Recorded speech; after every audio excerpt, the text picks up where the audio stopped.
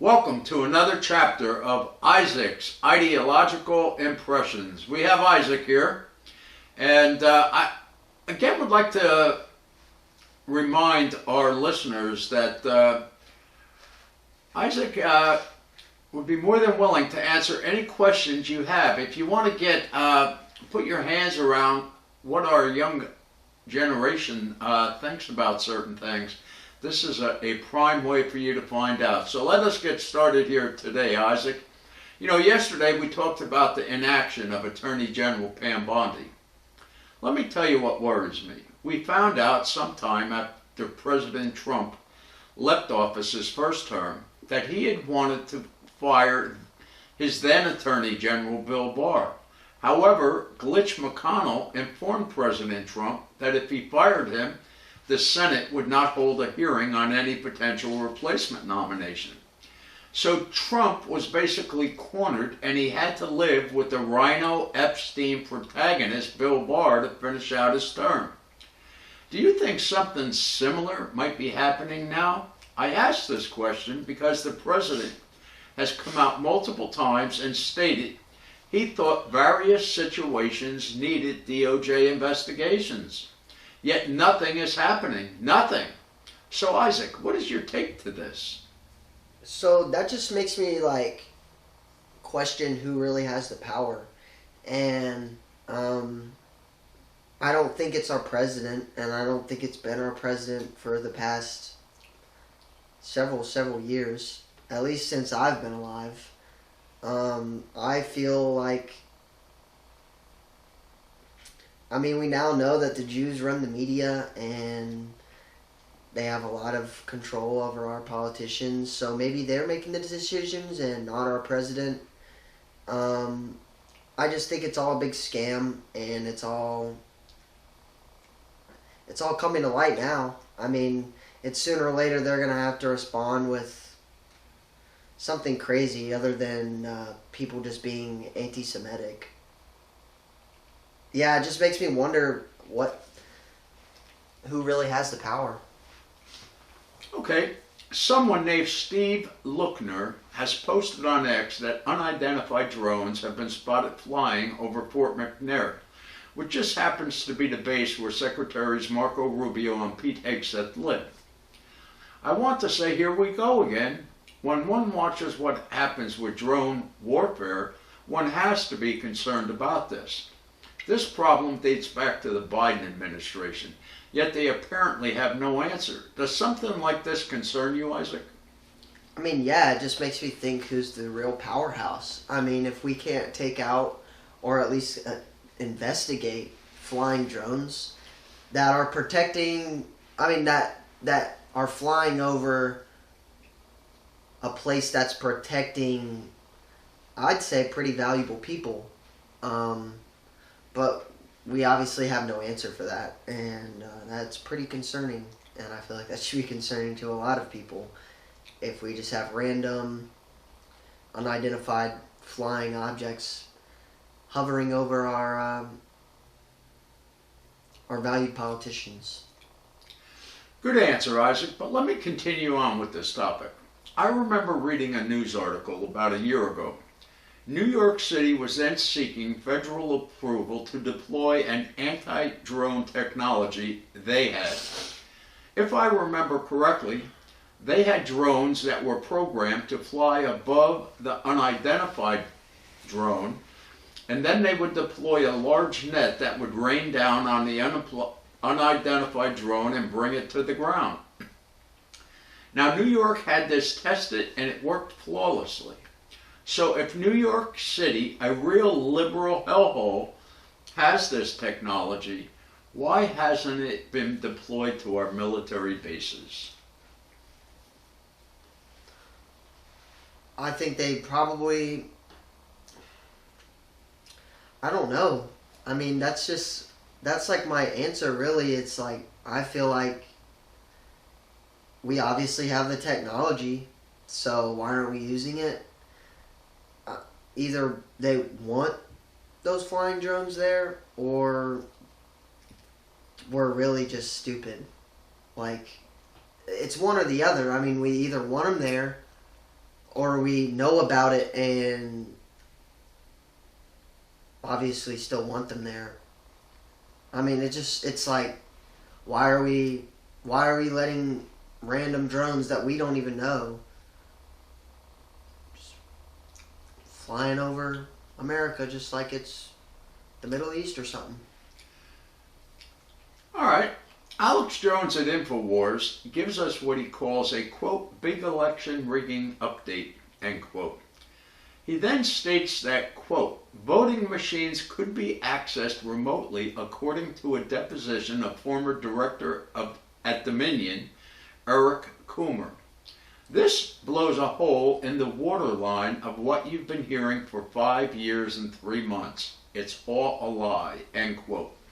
Isaac, you have previously stated that you believe the 2020 election was stolen from President Trump. Why do you think there have been no arrests in this seemingly so obvious treason? It's simple. It's whoever they want in power is going to be in power. The president doesn't have as much control as we want there to be.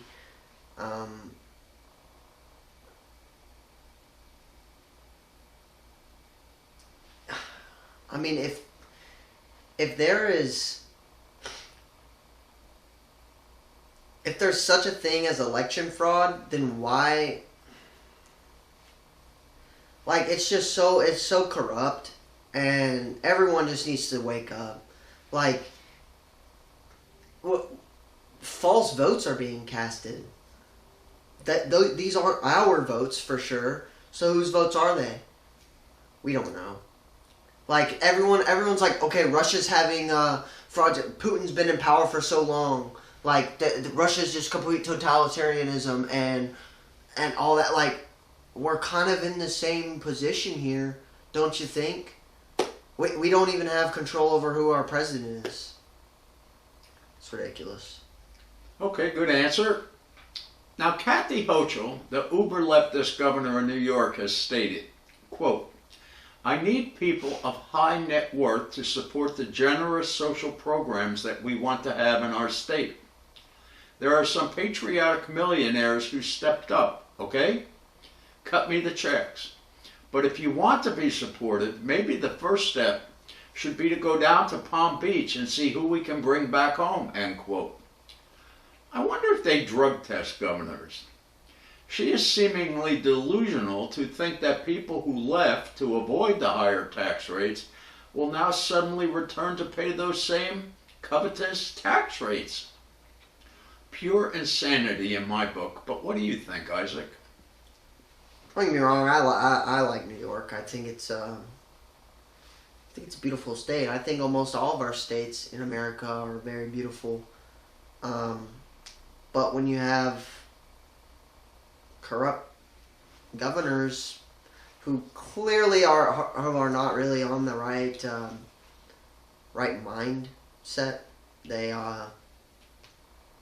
I mean, we know they are in full support of the murder of unborn babies.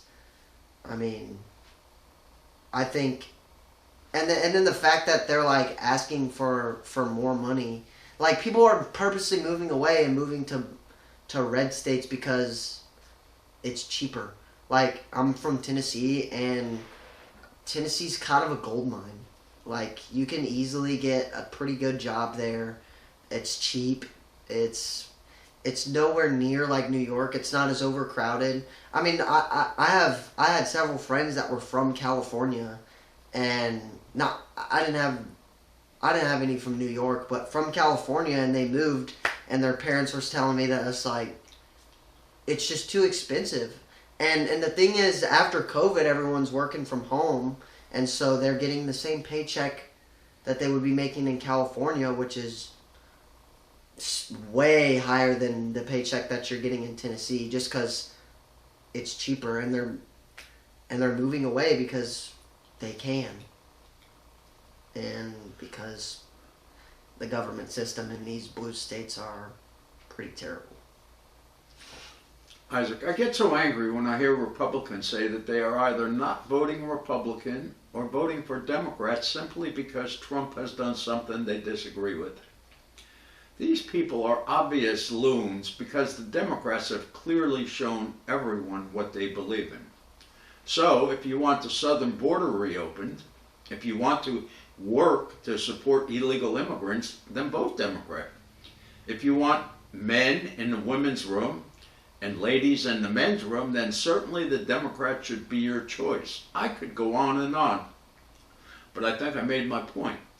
Like many, there are many things I disagree with the Trump administration on, but the solution is not to vote for Democrats. What is your opinion of this, Isaac? Well, my opinion is I'm neither Republican or Democrat. I'd say I'm more right than left, but I'd say don't let anybody tell you who to vote for.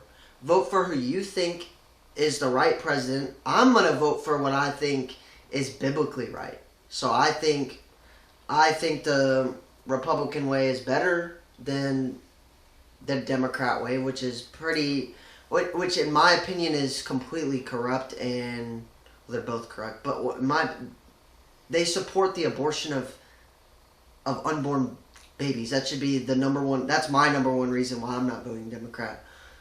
But the thing is, if someone tries to tell you to vote for someone different, they're trying to get you to do something that's not in your best interest. I think that you should vote for who's right, and if it's a Democrat that I think is gonna lead our country better, then I'm gonna vote Democrat. If it's a Republican that I think is gonna run our country better, I'm gonna vote Republican. That's just my opinion. Okay, last question for you today, Isaac. As a shopper, I know inflation is much worse than the government numbers suggest. As such, once simple tasks such as grocery shopping provides a challenge for far too many Americans. And the price of homes and vehicles make it next to impossible for young Americans, at least those who were not born with a silver spoon in their mouths, to live the American dream. As a young American, what do you think about this, Isaac?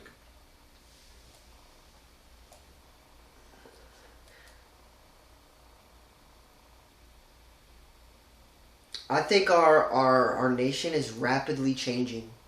That's AI, that's just biblical prophecy coming true, which I don't know if y'all have read Revelation or anything, or Daniel, but I would suggest you do that because it's lining up with what is going on in today. But I think it's easier to make money than ever, if I'm being honest.